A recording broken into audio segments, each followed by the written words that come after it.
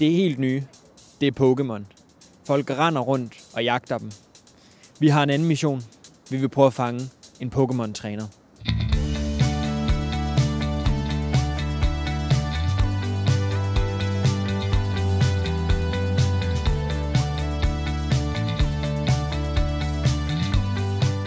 Hvad laver I med jeres telefoner lige nu? Jeg spiller Pokémon Go. Er det rigtigt? Ja. Gør du Jeg også har det? ikke mere strøm. Hvad fanger I? Jeg fik Psyduck. Det støver. Er det Magikarp? Nej.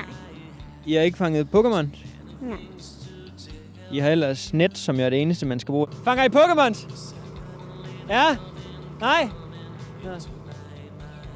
Jo, det er Pokémons. Hvad går det sådan overordnet ud på? Jamen altså, det går ud på at fange samtlige Pokémoner, som de har gjort gennem alle Pokémon-spillene. Spiller du Pokémon?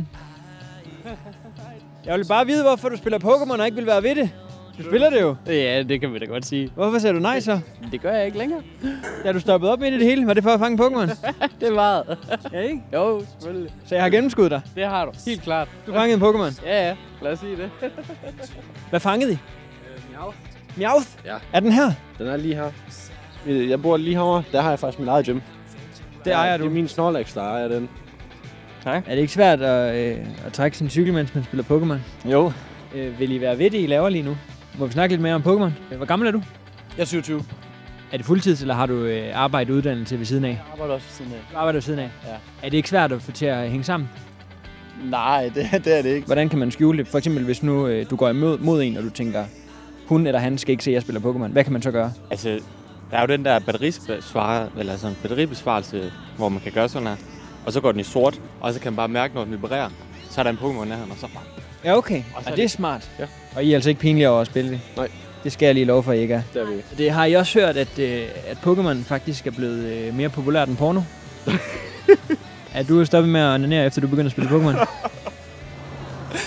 Ja, og nu dænger du. Du dænger 14. Gud ja.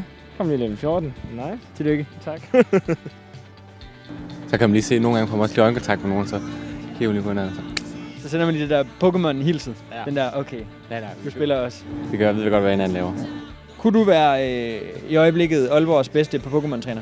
Nej, det er jeg i hvert fald ikke. Tidligere i dag, der var en, der havde fanget en Lapras, som var i 1900. Så blev jeg nødt til at banke ham for at få mit gym tilbage. Og jeg har researchet mig frem til, at han hedder Cage Red. Han har en Snorlax, CP 1350. Det gym, det vil jeg overtage. Er I ved at erobre det her gym? Ja, det går ikke så godt. Nej. Jeg gider ikke lige nu.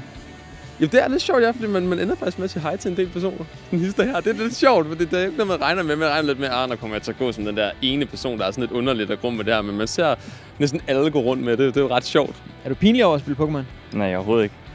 Jeg har gjort det hele min barndom også, så... Man bliver også bare nødt til på en eller anden måde at give sig hen til det, fordi der er sådan lidt en nostalgi over det.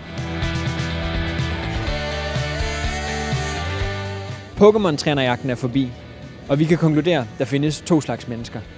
Dem, der spiller Pokémon, og dem, der ikke tør stå ved det. Jeg hedder Emil Kondrup, og jeg er Pokémon-træner.